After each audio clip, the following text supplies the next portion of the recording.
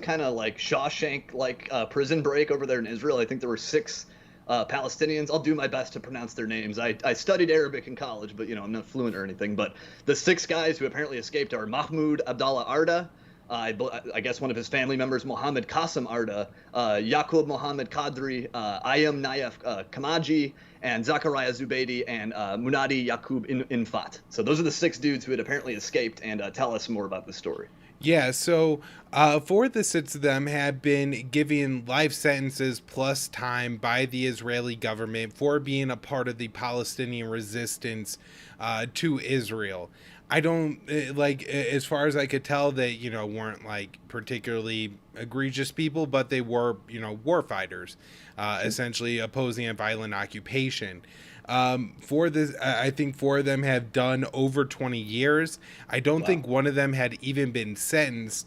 And, Gideon Levy, I said his name right this time, at Haaretz, has a really fantastic piece that says, yes, the Palestinian prison escapees are freedom fighters, is the title. And he basically talks about how these people were involved in the opposition to the Israeli, occupation, and that, Israelis who have committed similar crimes haven't been held responsible. He also talks about how horrific the prison conditions are for these men, and so maybe you don't want bad people escaping from prison, but there is a certain level of conditions where people are being held in and they escape. You really can't fault them all too much, and this seems to be the case in this particular prison. Now, why this? I'm sorry, just one point of clarification. This is inside Israel proper, right? This was not in the West Bank?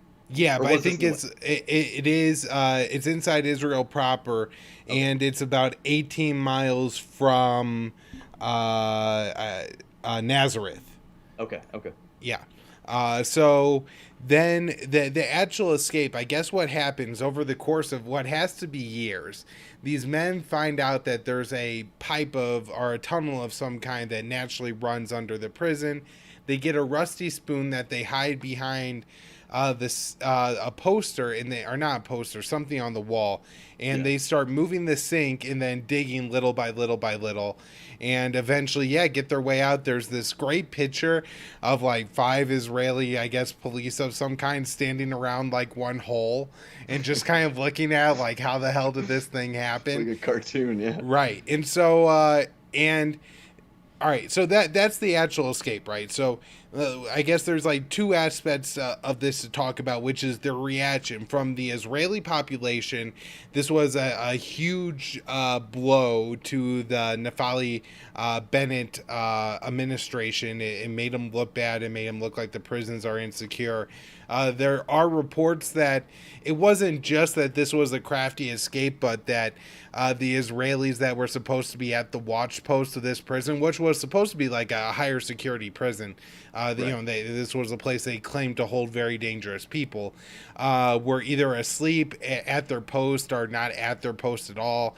And so there was a hashtag going on around Israel that I think this, combined with the sniper that was killed in Gaza that we covered on the show with Connor Freeman a couple weeks ago, they were hashtag untie our hands, believing that the problem of Israel is that they aren't mean enough and brutal enough to the Palestinians. And so, that's the Israeli perspective on this. The Palestinian perspective is that these people are heroes. Gideon Levy calls them freedom fighters. And I think, I got to sympathize with the Palestinian perspective a little bit more. One of the escapees was a high-ranking member of Fatah and actually did receive a pardon from the Israeli government in the past, but then it was rejected. There's a couple good articles on this at Mondo Weiss, and why, they're called our heroes. And one of the things that Yuna Patel points out, Will, that, it's just, one of those things that you learn about Palestine and are absolutely like sickened and shocked by. And that is 20% of the Palestinian population, and 40% of the men have been in an Israeli prison at some point. And a lot of them, have been there unjustly, held for extended periods of time, only had trials in courts that they don't speak the language of in, trials in military courts. And so even if these are people that, it's not like they're nonviolent offenders or anything like that, Will, but at the same time, because of the fact that everybody in Palestine has been oppressed this way, there's just a lot of sympathy with them. And it's just kind of like a hell yeah, our side's winning one for once moment, I think, for the Palestinians. Yeah. Now, since the people broke out, there were, I believe, one big protest on Wednesday where 100 Palestinians were injured by the Israeli forces. There's a really good op-ed by the Mondo Weiss editors titled "Palestinians Warn of Uprising If Israel Seeks to Kill the Beloved Escapees," and basically saying, like, look, if you guys plan on getting these people back by carrying out executions, there's going to be a real protest against that in Israel. So far, they have actually captured 4 of them, although it seems like they've gone through some brutal methods to do it, including rounding up the families of the escaped men. It's not illegal to be related to a prisoner, even if, that person is guilty. And you can't just... Right. If you're a Palestinian, at least, they'll round you up if your relatives escaped jail. And so that was reported to have happened. Now, this was over the weekend, Friday night into Saturday. 2 of the escapees were arrested in Nazareth, and then the next morning, 2 more were arrested in al-Gon. I'm not sure I pronounced that second one right. Those are Palestinian villages. While the Israelis claim that they had help from Arab Israeli citizens, so that would be like Palestinians who are living inside of Israel proper and who have citizenship, there is no confirmation that that is the case. And it could just be Israeli propaganda. However, as of the recording of this, at least 2 of those escapees are at large. Although I believe the most significant member of the escapees, the one that was a leader of Fatah, has been recaptured. And so I think that's why I have on this prison break, Will. It's, a story that's, very captivating because of the similarities to Shawshank Redemption. And I think there's just a human fascination with prison breaks. Like, they just make documentaries about it, like art heists and stuff like that. People are just interested in it. And, of course, for the Palestinians, it's a real morale victory. Now, on Friday, I believe, Friday night after these men were arrested, there was a report of 1 rocket being fired by somebody, either Islamic Jihad or Hamas, I'm assuming, in Gaza, into southern Israel, and that was intercepted by the Iron Dome. Israel responded by carrying out airstrikes against targets within Gaza. Now, Will, I want to point something out. I think these are all war crimes. I don't think that you could say that, like, a rocket was fired from this area, and then that gives you a right to carry out an airstrike on another target in that area, even if you are hitting a military target. Doesn't seem like that's collective punishment. Gaza is one of the most densely populated places on planet Earth, too. We should remind people, too. So, yeah, shooting missiles into apartment complexes, like, very sure to kill innocent people every time. Yep.